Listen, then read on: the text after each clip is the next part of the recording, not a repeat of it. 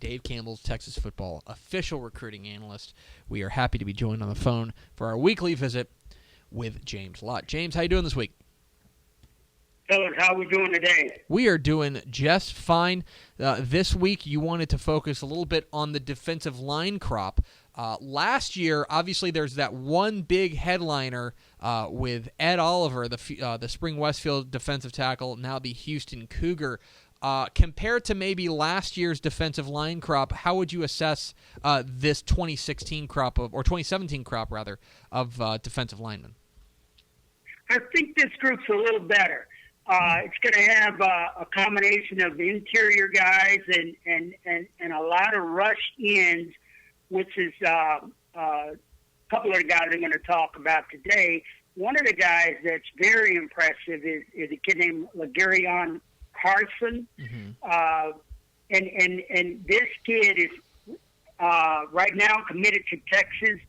Big old kid, rangy, long arm, excellent athlete. A little bit raw, but man, he's big and strong. Natural pass rusher. They move him around. He can play both inside and outside, either the 3 or the 5 technique. But excellent change of direction ability. Like I said, committed to Texas right now. But he's still out there looking a bit, but committed to Texas right now. Max, I know that you saw him at Liberty ILO this past year, and you came away very impressed. Very, very impressed. He looks like a man amongst boys out there. And, James, I'm curious. We've talked about this a little bit with other guys.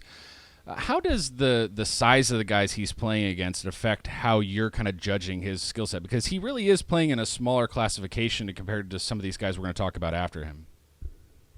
Yes, exactly. And what I like to see sometimes is dominance.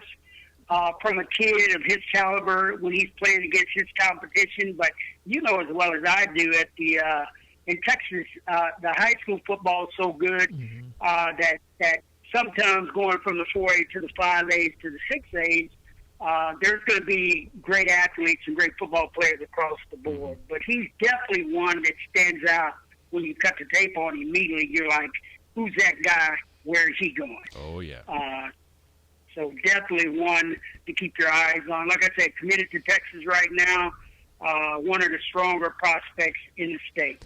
Speaking of some of the stronger prospects in the state, some folks think that Marvin Wilson, the defensive tackle out of Bel Air Episcopal in Houston, may be the best prospect in the state. 6'4", 315. There's no arguing with the measurables. When you watch Marvin Wilson out of Bel Air Episcopal, what stands out to you? Can I say NFL? Wow. Can I say Casey Hampton? Can I say the likes of Jerry Ball? Wow. One of the most impressive kids I've seen in a long time. Currently, #1 recruit in America. The last time Texas had the #1 recruit in the country was when Adrian Peterson came out in 2004. Mm-hmm. But when you turn the tape on Marvin, oh, my God. I mean, he flashes, he's big, he's strong, he's got prototypical length, size, and body type. Big, explosive penetrator that's hard to block. Some of these private schools are having to triple team him, and they're not having any luck keeping him out of the backfield. But he's the kid that I saw back when he was a sophomore, his sophomore, junior year, and I thought he was the best prospect, high school defensive tackle prospect in the country when he was a junior.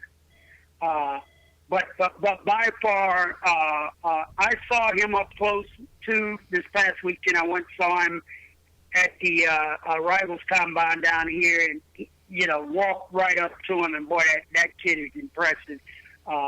Sunday player, if he can keep his head on straight, but by far one of the better football players I've seen come through in a long time. The initial reaction from some people is going to be to compare him to Ed Oliver, another big-time defensive tackle from the Houston area. Are you saying that this guy may be more impressive than Ed Oliver? Yes, because the one thing about this kid, is he's got all the intangibles. When you watched Oliver, you saw very impressive. He was disruptive. He was fast. He was quick, but he lacked that prototypical size that everybody's looking for. Marvin has it all. Big, strong. The kid's 6'5", 318 pounds. So when you turn on the tape immediately, it's like, okay, that guy is going to play on Sunday. So very impressive. And if you guys hadn't went out and saw him, he is somebody that everybody's got to get out and see this fall. We're talking with James Lott, the official recruiting analyst of Dave Campbell's Texas Football. Here on DCTF Live, get involved with the conversation, hashtag DCTF Live. One more question about Marvin Wilson before we move on. You mentioned that he's a private school guy, at Bel Air Episcopal down there in the Houston area. When you're judging private school guys, is that a little tougher to judge on the film? And normally it is, and I knew you guys were going to ask me that. And when I went into it and I first heard about the kid, I said I was kind of skeptical. I was sort of the same way. But when I turned the film on with him, it was clearly that what I saw was no matter who you put him against, if you stuck him in there against all private schools or if you stuck him in here against Allen and Plano East, he would still be a man amongst boys, just a dominant football player and just an unbelievable prospect. The other guy that you wanted to talk about here a bit, and for good reason, a guy that we've become very familiar with, Kaylavon Chason, the defensive end out of Galena Park North Shore. Obviously, state champion, the defensive MVP of the state championship game. He really dominated it in that game, forcing a fumble, recovering a fumble, blocking a field goal attempt. He had a sack. He had a big play down the stretch to really seal that game. When you watch Kaylavon Chason out of Galena Park North Shore, what stands out to you? Extremely athletic kid, fluid, rangy, can rush the passer. They move him around, and which makes him a very interesting prospect because they move him around. They'll stand him up. They'll move him to the right side, to the left side. He'll rush the passer. So you don't know where he's coming from, and when he's coming, and when he plays hard, he's playing with a big time motor. So he harasses quarterbacks. And he was, he was the MVP basically because I think he sealed the deal for Lamar in that state championship game. But another excellent athlete with speed off the edge, quick kid, explosive, can change direction. And he's also, he's actually a converted basketball player early in his career, from what I hear. He had aspirations of maybe growing up and pursuing college basketball, but then as things have worked out, he got on the football field and blew up, and now he's one of the better prospects out there on the football field. Keep your eye out for LSU, where his old teammate went, Eric Monroe, but Baylor and A&M and others are still in it with him. But another impressive kid that is one of my top picks. We mentioned that he was the defensive MVP of that 6A Division I state title game.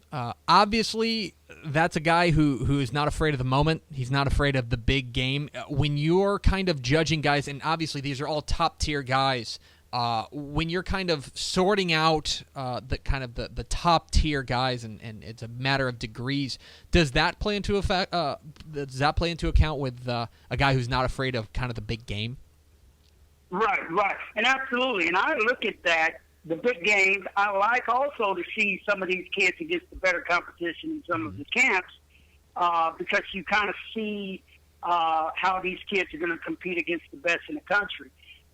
So he was definitely one that rose to the occasion at football's top level and is impressive up close and definitely going to be one of the higher prospects next year. I see him moving up over the spring and I know he's in the top 10 or 15 in the state of Texas. I see him moving up here progressively here within the next couple of months as spring recruiting starts. He is James Lott. He's the official recruiting analyst of Dave Campbell's Texas Football. Follow him on Twitter at JL Scouting. James, appreciate your time, and we'll do it again next week. Okay, thanks for having me, guys. There he goes. There he goes, James Lott, the official recruiting analyst, Dave Campbell's Texas Football. I know that you saw Legarian Carson in person. And you came away saying you've never seen guys fly back as far. Yeah, I mean, when I watched them both against Argyle and against Sanger, and both times, man. I mean, the biggest thing that stands out, and that's why I brought it up with James, he's so much bigger than so many kids at that level, and legitimately was hitting people that were flying 2, 3, 4 yards in the air before they hit the ground. And not even open field, like just like in the backfield. He would just pop them with his shoulder and they would go, ah! I mean, it's it does, like I said, makes me wonder how that translates when you're up against guys your own size. Because that'll be the difference at the next level. But it's funny.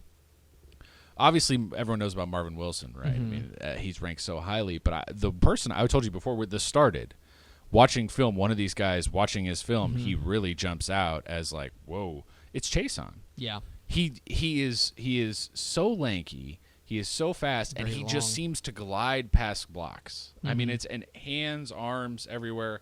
It was, I mean, the state championship performance goes without saying. He got in Ellinger's face all day. Yeah. But man, that's a really impressive 3 guys. Yeah, it's a triumvirate right there you don't want to mess with. So